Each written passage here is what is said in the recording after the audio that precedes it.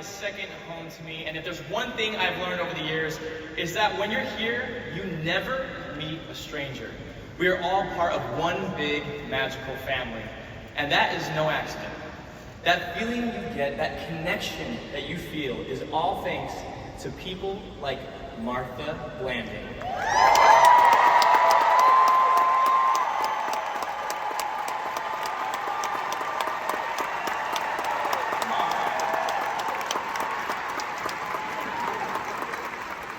And I couldn't be more excited to salute Martha for her years of service and contributions to the fabric of the culture here.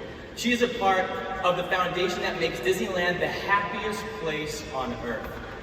Let's hear about Martha's impact from those who know her best.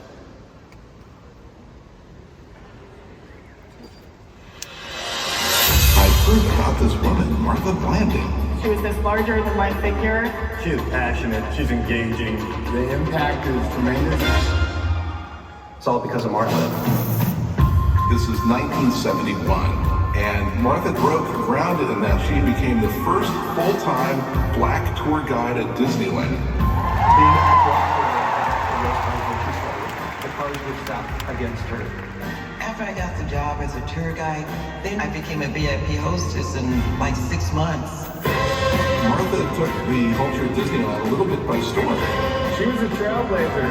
She hosted a slew of celebrities, notables, and royalty. Martha was the first black person in management here at the resort, She was a supervisor on Main Street, a film buyer, a candy buyer, and ultimately as the senior manager of merchandise events at Disneyland. These were a lot of firsts that nobody had ever seen. She represented somebody that both our guests and our cast could look at and say, someday that can be me. Martha Blanding changed the landscape at Disney. It's very, very special and extraordinary. She became almost like a mother to me. I'm really grateful that I get to be in Martha's village and that she is in mine. For over 50 years, Martha has been so incredible for Disneyland. She is such an important piece of who we are. Disneyland is a better place because Martha was in it.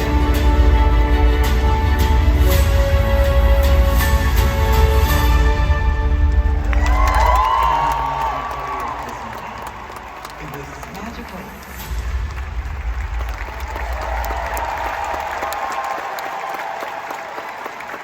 Martha, thank you so much for setting such an amazing example for all of us.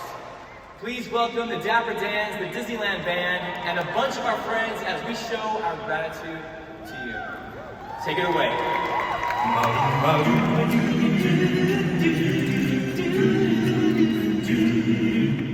You've got a friend in me. You've got a friend in me. And when the roads run ahead and miles and miles from your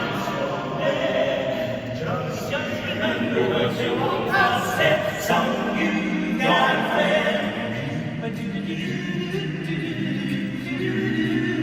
You've got a friend in me, Bob.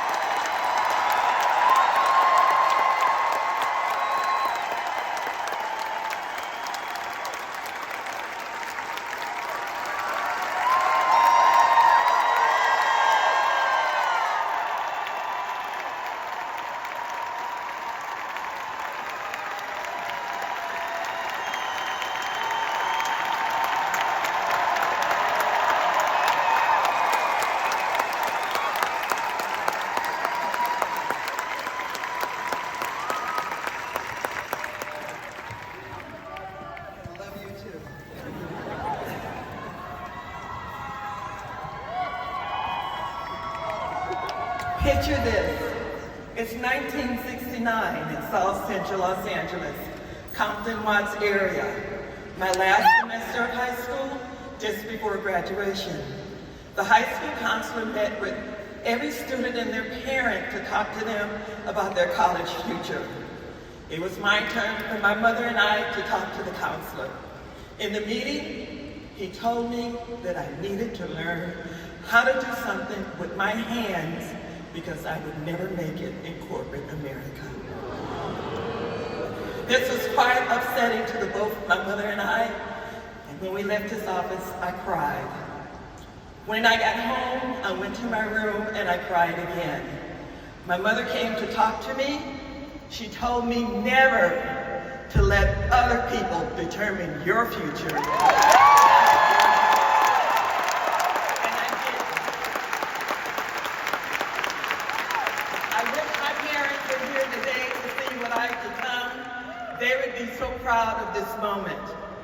I promised myself that I wouldn't cry, but that's really hard because becoming a Disney legend is something I never thought would happen to me. When Josh DeMuro called to give me the news, I was speechless. And anybody that knows me knows that I am never speechless. Then when he told me that I would receive a letter from Bob Iger, I said, oh my God, be still my heart. For many years, my job was to produce merchandise-related special events, but I didn't do it alone. It took a team of cast members that I partnered with, and our goal was to make the event an unforgettable experience for our guests to enjoy. During these events, I worked with many of the Disney legends, and after getting to know them and realizing how important it was and what an honor it was to become a legend, I want to thank many of the people for their help and support, and most importantly, for believing in me. To my leaders, Clark Jones, Chris Shepard, Tony Garrison, Mary Wolf, Ed Storm, and Marianne Sharp. To my girls, my team, Michelle Harker, Elaine Seahawk, Kathy Jensen, and Sonia Martin. To my partners, Linda Vota, Al Nasser, Chris Kane, Nadi Ayon, Terry Campanelli, Richard Stoner, Suzanne Toller, and Krista Johnson. Plus, I want to thank Becky Klein, Michael Vargo, Wendy Lefton, and my brother from another mother, my co-author, Tim O'Day, for adding a little extra special layer of Disney magic to my retirement. There are so many more wonderful partners that I don't have the time to name individually, but I sincerely thank every one of them. You know who you are. I also want to give a special thanks to my family, especially to my twin sister, Mary. Many of you know my twin sister. I would always talk to her about my job to the point where she thought that she worked at Disneyland too. And if you ask her, she would say, I do work there, okay? So after 50 years of working, I decided to retire. I told my sister, and the first thing she said was, are we going to have our retirement at Disneyland?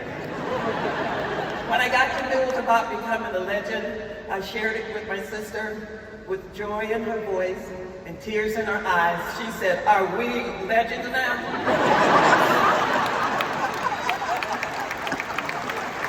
Bottom line is this.